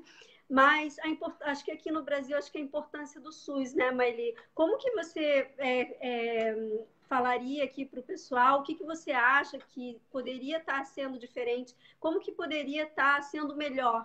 O SUS poderia estar melhor preparado para essa pandemia e se a gente vai conseguir fazer isso depois, né, para uma próxima? Eu espero. Acontecer, né? Eu espero. E aí eu acho, assim, não existe a gente falar dessa situação se você acabar entrando de um lado político, né?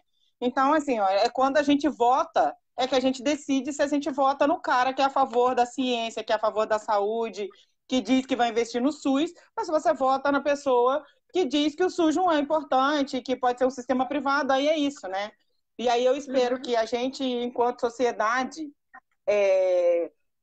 tome, né, consciência da importância do SUS e que cobre isso dos governantes, dos prefeitos, dos vereadores, dos deputados, sabe? Assim, é necessário investimento em saúde, é necessário investimento no profissional, é necessário que o profissional tenha bom salário. Agora, eu ouvi o ministro dizer que o funcionário, que a gente não, né, o Senado tirou os funcionários da saúde, da questão de não ter aumento. Eu não acho que ficar 1 ano e meio sem aumento, no meio dessa crise que vai acontecer, vai ser o pior dos mundos. Até porque eu estou 3 anos sem aumento da prefeitura e continuo trabalhando lá, porque o Crivella tem 3 anos que não dá aumento, mais 1 ano e meio, menos 1 ano e meio.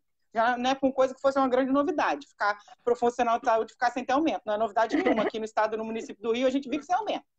Né? Aí tira o profissional. Aí, mas vai dizer que você não premia o combatente se ele não ganhou a guerra? Pô, quem está morrendo são os profissionais de saúde, quem está se matando para fazer alguma coisa são os profissionais de saúde, porque eles estão lá, né, no gabinete, né, discutindo, pô, é a gente que está se matando, vai dizer que a gente é parasita, que a gente. E aí isso é um discurso que foi muito reproduzido. Né? Muito reproduzido pela sociedade em tempo de eleição, de dizer, né, que o funcionário público não é para nada, o funcionário público não trabalha, o funcionário público é isso, Acho que agora as pessoas vão ter pelo menos um pouco mais de noção do que faz o funcionário público que é servidor da saúde. Sim. Né? Que não é o cara que está sentado lá no gabinete ganhando 10 mil reais, igual, né? Que parece que todo mundo que é funcionário público fica sentado no gabinete, no ar-condicionado, ganhando 10 salários mínimos no mínimo. E não é isso. A gente sabe que não é isso. A gente não é, o profissional de saúde não é bem remunerado. Né? Então, eu espero que a sociedade tome consciência da importância do SUS, da importância da importância da ciência, né? Porque fala de do investimento em pesquisa, do quanto a pesquisa é importante, né? Acho que a Fiocruz está tendo um papel de protagonista, né, nessa pandemia, puxou as rédeas mesmo e tá sendo protagonista. Eu espero que as pessoas, é claro que existem pessoas que já sabem disso, mas eu acho que agora pessoas que tinham uma outra visão, né, que achavam que não era importante, ou que achavam que o SUS é importante, mas eu não entendia a vinculação do funcionamento do sistema com o sistema político, que as pessoas pensem nisso. Né? E eu espero que a gente consiga melhorar enquanto sociedade, né? Não só a questão da saúde, mas respeitar o meio ambiente, né? As questões sanitárias, né? Mais de 50% da população brasileira não tem acesso a saneamento básico. Que vai ser uma tragédia quando bater no país pobre. Né? Porque vai bater lá na China, lá todo mundo tem saneamento básico, não é que você não é aqui não, que a pessoa vive amontoado, mas vive amontoado com saneamento básico. Eu acho que aqui algumas coisas ficaram muito mais evidentes, impossíveis de você negar, né? De você não ver, né? Como essa desigualdade que a gente vive aqui no Brasil e que trouxe mais evidência, né? Para quanto essas pessoas estão mais vulneráveis numa situação dessa, né? E eu acho também que, assim, eu nunca vi, assim, tentando ser um pouco esperançosa, né? Eu nunca vi tantas pessoas falando sobre ciência, né, ao mesmo tempo. E eu nunca vi tanta divulgação sobre ciência. Tanto artigo científico sendo citado no Globo tanto todo artigo dia. sendo compartilhado, né? Então, assim, isso acho que é uma coisa positiva, né? Que se a gente souber aproveitar, né, os aprendizados dessa situação, eu acho que a gente aprende a valorizar mais a pesquisa, a ciência, a conhecer mais a ciência, né? Para saber, porque é muito importante a gente saber as características dela complexidade, demora, né? Ser uma coisa lenta, não é uma coisa simples, para a gente entender a importância de se investir, que não é gasto, né? É investimento. É investimento. Né? Na hora que querem a vacina, aí todo mundo pensa, mas a vacina só vai sair se tiver lá alguém lá um tempão, ter analisado o vírus, sequenciado o vírus, ter a célula, não é assim? Né? Ela não sai aqui de um dia para o outro. Né? E eu acho assim que estão fazendo, e aí sou muito sincera, né? Falo, olha, gente, a gente já teve coronavírus, a gente já tem outros coronavírus aí, né? Ou que tiveram, inclusive, casos graves e não foi produzida vacina contra eles. Mãe! E não foi produzida vacina contra eles, entendeu? Então, não acho que saia tão rápido, como as pessoas vão estar falando, porque tem a questão não só da produção, dos testes clínicos, que umas já estão até nos testes dos ensaios clínicos, né? E a produção? Acha que é fácil produzir vacina para vacinar milhões de pessoas no mundo inteiro ao mesmo tempo? Sim. Entendeu? E quando chegar porque você está fazendo escala desse tamanho para vacinar 100 pessoas no ensaio clínico, para vacinar 500 pessoas. Mas na hora que eu botava aqui, a Fiocruz tem condição? Tem. A Fiocruz vacina em larga escala.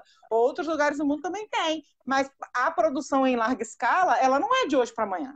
Sim, inclusive a de testes, né, Maili? Porque se a gente conseguisse produzir teste, a gente também estava melhor, porque a gente estava entendendo o que está acontecendo, né? Como a gente não consegue testar, a gente não consegue testar, a gente não dá valor aos profissionais, né? E o outro lado do profissional farmacêutico, os profissionais farmacêuticos trabalham na área de diagnóstico, né? O Mauro é um desses representantes aí, dos profissionais de análises clínicas, né? Que ajudam não só na realização, mas na interpretação desses exames, na realização dos testes, né? Então, a gente tem muita gente, né, trabalhando por trás, né, nos laboratórios, na testagem. Agora, finalmente, né, a ANS obrigou os planos de saúde porque o plano de saúde não quer pagar nada, o plano de saúde não quer pagar o teste, né? Quer que o teste seja feito pelo SUS. A gente que tem plano, que paga uma fortuna de plano, o plano não quer testar. Né? Então, assim, é muita coisa envolvida, né? Mas eu acho que é isso, assim, a gente é uma profissão que tem muitas possibilidades, né? Assim, eu sou uma apaixonada pela área da farmácia hospitalar, né? Abri mão de ser professora, de ser pesquisadora para continuar na farmácia hospitalar. E aí a gente tem o pessoal das análises clínicas e a gente tem o pessoal da vigilância, que trabalha com vigilância em saúde, com epidemiologia, com vigilância sanitária, que trabalha na pesquisa básica, na pesquisa clínica. Então, assim, a gente tem muitas possibilidades enquanto profissional. Né? Assim, já que a gente tem aí uma gama de alunos, né, da UIFRJ, a parte industrial, a importância da indústria nesse momento, dela poder aumentar a produção, né, dela se preparar para aumentar a produção, para suprir o país num momento como esse, né? Então, assim, da logística, de como é que faz esses medicamentos chegarem, que estão disponíveis ainda aqui no Sudeste, como é que vai fazer esses medicamentos chegarem lá no Norte e Nordeste se não tem voo, né? Tá tudo bloqueado. Então, assim, é muito difícil, sabe? Assim, a gente tem muitas possibilidades. E aí eu acho que a gente, né, a gente tem que levar o melhor dessa pandemia, né? Que a gente vai estar vivendo um momento que se vive uma vez no século, né? Então, as pessoas nascem e morrem e não passam por uma pandemia. Que a gente viu aí, né, uma mudança, e eu acho a questão, né, do voluntariado, a questão do ajudar o próximo, a questão da preocupação com o outro, né? Assim, muitos eu vejo isso muito assim nos próprios cantores com as lives, né? Essa questão de arrecadação, de doação, de mobilizar a população para essa coisa da solidariedade, do quanto a gente pode ser mais solidário, do quanto a gente pode ser mais humano, mais preocupado com o outro, né? Não é pensar as pessoas que já tiveram, né? Eu falo assim, tem vários amigos que já tiveram coronavírus, ou seja, assim, que já estão imunizados, da importância deles estarem de máscara também, né? Não é porque ele já teve, que ele não vai ter mais, que ele não tem que estar, porque a questão da máscara é uma questão social, e isso eu acho que foi importante, por exemplo, os repórteres estarem de máscara também, porque antes eles faziam as reportagens sem máscara, agora eles fazem as reportagens de máscara, né? Para ver assim, tem que estar de máscara, todo mundo tem que estar de máscara. Né? Isso é uma coisa importante. Que é uma né? mudança então, de comportamento que a gente vai viver, né? Que é uma mudança que eu não espero, é fácil, né? Eu espero, né? Para as pessoas que são mais espiritualizadas, né? Falando que dessa coisa, né? Que é um processo evolutivo da nossa, né? Que a gente não estava evoluindo espiritualmente bem, então que a gente evolua, né? Acho que a gente, para quem é, porque assim tem gente que é mais espiritualizada, tem gente que é menos, né? Tem gente que é cética, tem gente que não é, mas eu espero que a gente evolua enquanto sociedade mesmo, como um todo, no mundo inteiro, né? Sim. Enquanto sociedade no mundo inteiro. Aqui assim, porque foi um problema que não foi pessoal. Silvinha está perguntando, nas aulas de TIF vimos realmente isso, né? É isso mesmo. O processo de desenvolvimento não é simples. Fico me perguntando como será essa vacina que estão correndo para produzir em termos de segurança. Será que podemos confiar? O que vocês acham? É que eu acho que tem alguma vacina que está já em fase de teste clínico. Em fase de teste, né? Eu não sei se essa vacina, se eles vão pular os testes de segurança. Não, ou eles. Se eles já são. Na verdade, está em processo acelerado, né? Já passou da fase 1 para a fase 2 num processo acelerado, né? Então já passou dos ensaios pré-clínicos para os ensaios clínicos e já está nos ensaios clínicos, né, de segunda, né, aumentando o número de pessoas, assim já estão fazendo o processo acelerado. A questão da segurança é sempre uma preocupação, mas num momento como esse, aí a efetividade vai ser o foco, né? Se a vacina é efetiva, que um percentual de problema de segurança toda vacina tem, né? Pessoas que fazem reação à vacina, umas mais, outras menos, mas isso sempre tem.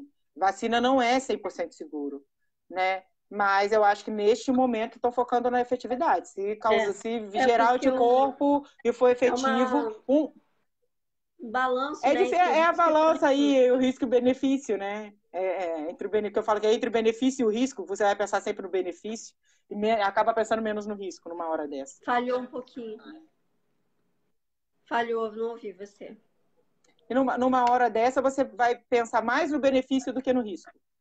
Né? No benefício da produção da vacina e da vacina chegar até a população, do que no risco que realmente existe o risco de que algumas pessoas podem fazer mais ou menos reação, né? Como todo processo imune, né? Como toda vacina, mas eu acho que os testes de segurança serão feitos, mas reduzidos. Eles serão acelerados, né? Porque o processo, o momento exige que as coisas aconteçam mais rápido, né? Porque mais rápido.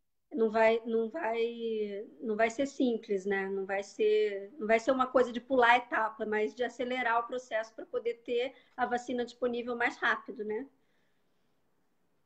Se possível, né? Se possível, se a vacina sair. Mas acho que sai. Não, porque a gente fala assim,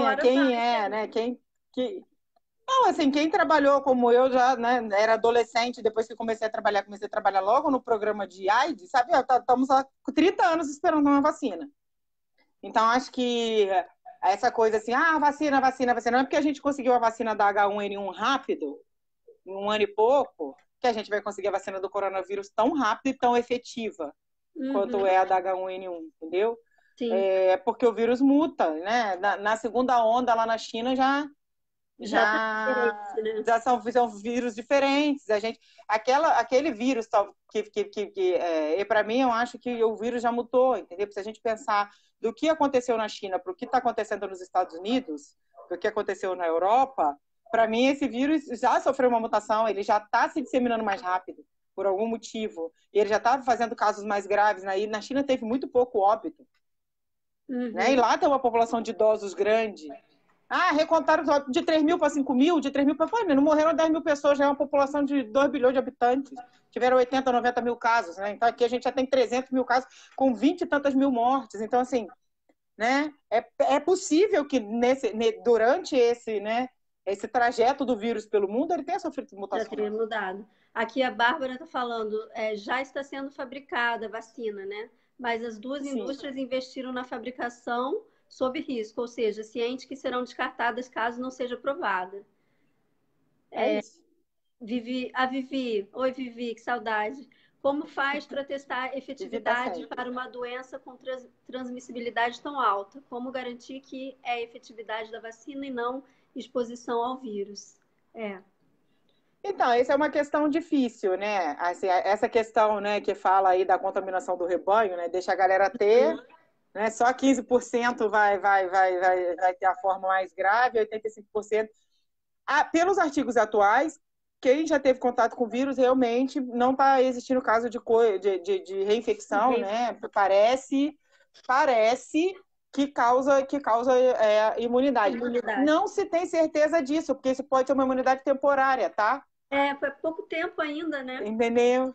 Faz pouco tempo ainda. Porque Então, os outros coronavírus parece que a imunidade dura 1 ano, 2, né? 1 ano, pois é o próprio H1N1, o próprio influenza, a gente toma vacina todo ano, porque a imunidade não é prolongada, né?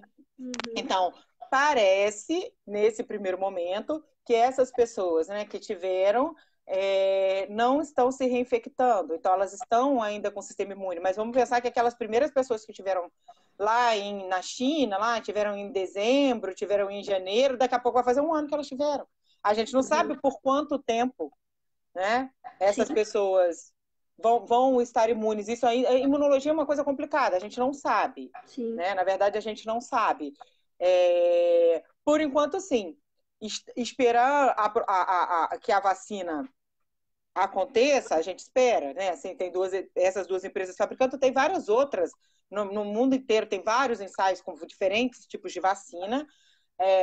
A gente espera que ela realmente tenha esses testes acelerados e que ela consiga ser aprovada. Só que tem a questão da produção, da escala, da exportação. O país já está dando briga entre o país onde está sendo feito o teste e o país de onde é a biotecnológica que fez a célula, né? Que fez o vírus atenuado, que está sendo... do tipo, não, então como os Estados Unidos fez lá com a 3M. Quem tem certeza que se for uma indústria americana, enquanto ele não vacinar os Estados Unidos inteiros, a vacina não vai sair de lá. Exatamente. Entendeu?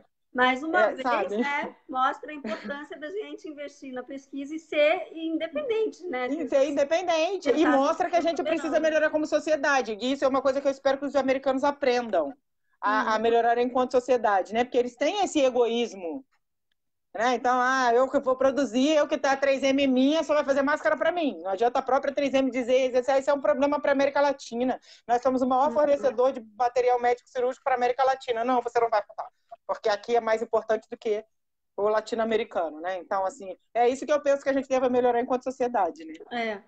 A Luciana aqui está perguntando, pode acontecer como nos casos de dengue, que já teve, quem já teve, quando tem novamente, é de maneira mais grave? Pode. É um medo. A gente não sabe... É vírus, né, gente? Né? É vírus. Vírus é vírus. São todas doenças virais. Né? No caso da dengue, o vírus tem vários subtipos, né? Também não tem vacina. Que vai falar, né, vacina. Também não tem vacina para dengue, também não tem vacina para zika, também não tem vacina para chikungunya. Também um monte de gente testou e vacina nenhuma chegou. Né? Não é tão simples a produção da vacina. Para testar a vacina para dengue, na verdade já tem vacina para dengue, mas ela nunca foi produzida em larga escala. Né? Nunca conseguiu imunizar a população com a vacina que já existe para dengue. Então, tem tudo isso, né? Isso pode acontecer. Isso é um receio, que tem a forma mais grave. Por isso que eu falo assim, quem já teve, continua de máscara, continua se protegendo de alguma forma, porque a gente não sabe. Sim. A grande verdade é que é uma doença nova que a gente ainda não sabe. Tem nada a gente não sabe, não tem nada. A gente sabe das comorbidades, né, do obeso, a gente sabe da questão do diabetes, né, da dificuldade do diabético, que é a comorbidade, né, mais difícil. Então, muitos desses jovens que morrem são jovens diabéticos, mas a gente não sabe muito da doença ainda. É muito nova, uma doença que tem 6 meses, né? Sim, o mundo não sabe, né? O mundo todo, né? Mas, tá por outro lado, né? o mundo inteiro está focado nisso, né? Tá todo mundo reunindo esforço para poder tentar resolver. Eu acho que as pessoas perceberam, assim, que é uma doença que não escolhe país, não escolhe classe social, ela atinge todo mundo, né? Ela mata pobre, mata rico do mesmo jeito. E eu acho que uma coisa também que é importante, que eu acho que a gente deveria tirar de lição também dessa situação, é que é, outras podem acontecer, outras Aparecer. pandemias mais graves até do que essa, e que a gente tem muito, a gente pode evitar, né? Então, muita coisa que está acontecendo foi previsto, né? A gente que não colocou esforços em prática para poder evitar o que está acontecendo. Então, A quanto gente mais a sabe gente que desmata a a gente Amazônia, toda isso quanto que eu ia mais falar, licença né? ambiental, mais A chance gente sabe que dessas coisas todas essas acontecerem. doenças vieram dos animais, né? Dessa É, questão do humano invadir o espaço do animal, né? Então não é porque essa veio de morcego, a outra veio de macaco, a AIDS veio do macaco, outra veio de não sei de onde, outra veio de... sim, Isso é o humano sempre invadindo, né? O meio ambiente, devastando a floresta. Zika é uma floresta, né? Então também sim. o nome do próprio vírus vem de uma floresta, né? Que também é de onde surgiu. Então, assim, eu acho que outras coisas podem acontecer. Eu dizia isso, né? Quando eu dava aula de epidêmio, eu sempre dizia, e aí as pessoas diziam que era mentira. Que era, e quando dava aula de infecção, que eu falei, mais fácil a humanidade ser dizimada por um vírus ou uma bactéria super resistente do que cair o tal do meteoro aqui. Entendeu? Pode surgir um vírus desse que vai matar de geral. E eu falei, que é isso, Maíra? Eu falei, mata no mundo inteiro. Entendeu? E não é só vírus antigo, não. É que a pessoa falar da pesquisa, né? A galera que ainda tem vírus da varíola, que é um vírus também altamente infectante, e que não tem mais nenhum vacinado no mundo, entendeu? E também, Basta um vírus aparecer. eu acho que Só que a outra coisa transmissibilidade do vírus é muito maior que a da bactéria, por isso que o vírus é muito mais perigoso. muito mais perigosa, difícil de controlar, principalmente se for Difícil de transmissão assim controlar. respiratória, né? Aquele não é só um RNA se replicando lá enlouquecidamente.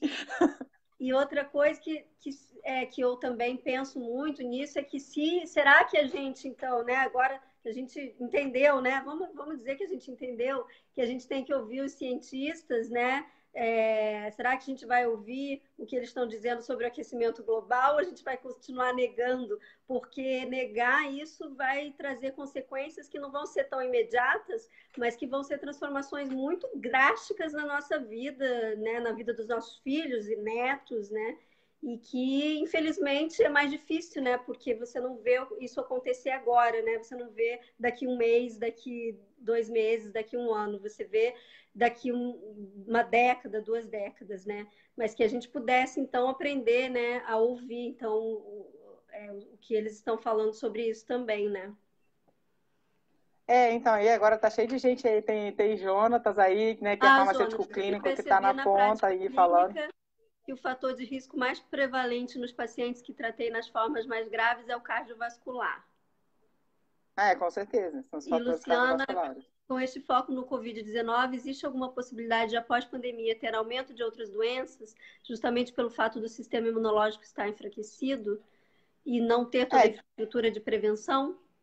é difícil responder isso, né? O que a gente está vendo é que com o foco e com a necessidade do sistema de saúde estar atendendo essas pessoas, outras pessoas não estão sendo atendidas, porque as pessoas continuam tendo câncer, as pessoas continuam com seus problemas cardiovasculares, as pessoas, né? O que diminuiu foi o número de acidentes de trânsito, assim. Mas outras doenças, isso é uma aflição, por exemplo, que a gente tem no INCA, né? A gente está lá cheio de paciente que teve que interromper o tratamento, né? O que é que a gente faz com o paciente? Continua a quimioterapia, suspende a quimioterapia, faz a cirurgia, não faz a cirurgia. Todos esses pacientes, né, de doenças vasculares que teriam que fazer cirurgias, as cirurgias eletivas que estão sendo adiadas, né? Então, isso com certeza a gente tem um problema para o sistema. Né? E tem um problema para as pessoas, até de não atendimento. Né? Hoje em dia, uma pessoa infarta, ela tem uma dificuldade muito maior de chegar na emergência e ser atendida do que há um tempo atrás. Entendeu?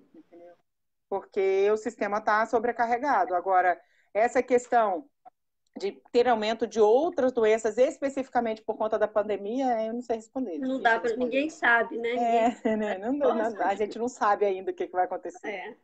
Com certeza, por conta da infraestrutura do sistema de saúde colapsando, isso tem consequências para outros tipos de necessidades, né? Então, pessoas que precisam de atendimento para outras coisas, né?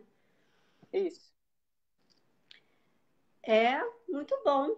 Mais alguma pergunta? Não sei nem quanto tempo que a gente está aqui, mas está muito Uma boa hora e a meia já, conversa. são 9h30.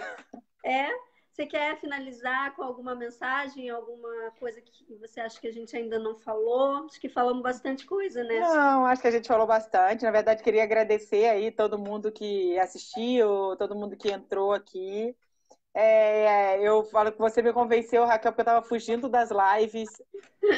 Várias pessoas já tinham me convidado. Eu vou fazer outras, né? Porque aí é assim, né? Depois que você Agora, decide fazer, depois você decide fazer, você vai fazer outras. que Mas, na bom, você foi a verdade, primeira, privilégio. foi a primeira, foi a primeira. Por que? Você se pergunta por que você está fugindo disso? Assim, porque eu tô mentalmente cansada. Tanto que eu falei, ó, não é para dar aula, para fazer slide, para não sei o que. Trabalhar 64 horas igual eu trabalho, né? Nessa rotina em 2 hospitais, são 5 plantões por semana, né? É muito tempo trabalhando, muito tempo e nesse estresse que a gente está vivendo diário. Aí você chega em casa, eu tenho meus filhos não puderam ir para outro lugar, eles tiveram que ficar aqui. Eu tenho meu pai que eu não vejo, aí tem milhares de coisas acontecendo, tem minha tia que morreu, né? Então tem milhares de coisas acontecendo. Eu falei assim, gente, assim, eu não quero fazer, não quero ficar. Já eu vivo isso meu dia a dia, o dia inteiro, da hora que eu chego até a hora que eu vou embora, e eu não quero mais falar sobre isso. Sim. Mas aí você vê que assim, é necessário e é bom também, né? Acaba que a gente aprende, a gente passa muito tempo agora estudando, lendo, e sai um artigo, sai outro artigo, sai outro artigo, sai até uma massificação de informação. Aí eu falei assim, não, gente, não vou, tem muita gente fazendo, tem muita gente falando, não vou fazer não. Mas foi ótimo, viu, Raquel? Agradeço o convite, agradeço aí todo mundo que participou. Eu também eu acho que tem uma coisa muito que eu aceito e que eu gosto, que é a questão dos alunos, né? Todo mundo sabe que eu tenho essa de estar falando para os alunos, né? O esforço é bem legal. Eu também e aí tava... um monte de ex-aluno aí que já agora profissional reconhecido, né? Hospitalar na mesma live, não é para qualquer um, só contribuindo mais um pouco os casos de PNM pneumonia nosocomial. Nosocomial e sepse urinária, nesses pacientes está tenso também. Sim, sim, o Covid gera uma baixa absurda no imunológico. Aí o pessoal agradecendo. Aí eu que agradeço aí. Eu também estava meio resistente, assim, não tenho muita paciência para assistir tanta live, né? Teve uma pandemia de live junto, né? Eu falo que eu só quero assistir dos sertanejos, que é tudo lindo, tudo maravilhoso, só aquela sofrência de amor. Mas quando o Murilo veio com essa ideia, eu achei boa ideia, porque é uma oportunidade de a gente se aproximar também dos alunos, que a gente está distante, não estamos tendo tanto contato, né, com a paralisação. A gente está trabalhando, mas não, as aulas estão paralisadas, então é uma maneira da gente estar mais próximo de vocês, né? Trazendo informações muito importantes, e a primeira pessoa que eu pensei foi você, Maeli, que eu sei que está aí na linha de frente trabalhando. Agora é minha irmã, foi a sua mãe, agora é minha irmã. Então, nossa estreia nas lives aí, nossa deu estreia nas lives. mas a gente conseguiu resolver. Mas esses probleminhas tecnológicos sempre tem, mas tá tudo certo. Muito obrigada aí a todos. Foi muito bom. Obrigada, Raquel. Obrigada, amiga. Obrigada, pessoal aí que está assistindo. Só para avisar, que eu acho que alguém perguntou, eu vou gravar e vou compartilhar, vou ver se eu consigo fazer isso, né? Mas acho que sim. Eu vou gravar. Acho que você consegue deixar na sua página. Acho que você consegue deixar na sua página gravado. A hora que eu concluo aqui, eu consigo gravar e compartilho com vocês. Eu não sei fazer, não contem comigo, né? Para conseguir me conectar com a Raquel, levamos 15 minutos aqui. Mas deu certo. Não deu certo pelo notebook. Mas eu não sou nada tecnológica. Estou aprendendo, dei minha primeira aula online. Eu sempre me recusei a dar aula online, agora já dei aula online na pandemia. Né? Assim, serve para bastante coisa, né? Mas acho que assim, eu espero mesmo que a gente evolua, eu espero mesmo me tornar, espero me tornar uma pessoa melhor. Hoje em dia eu falo que eu dou menos valor a coisas. A gente dá muito valor a coisa pequena, né? Aí no meio dessa confusão, vivendo isso, tem coisa que eu falo, gente, quero nem saber, sabe? Sim. Eu acho que pra mim, a primeira coisa que ficou muito evidente é o nosso padrão de consumo, né? Que assim, a gente vê o quanto que é questionável, né, o nosso padrão de consumo. Porque a partir do momento que a gente teve que se isolar, mudou completamente as nossas necessidades. Então, coisas que a gente realmente não necessita, na verdade, né? Obrigada, pessoal. Obrigada. Obrigada a todos. Então, vou encerrar, Beijo. gente. Tá Beijo. bom, beijo para vocês. Beijo, Raquel. Tchau. Obrigada. Beijo, amiga. Tchau. Beijo.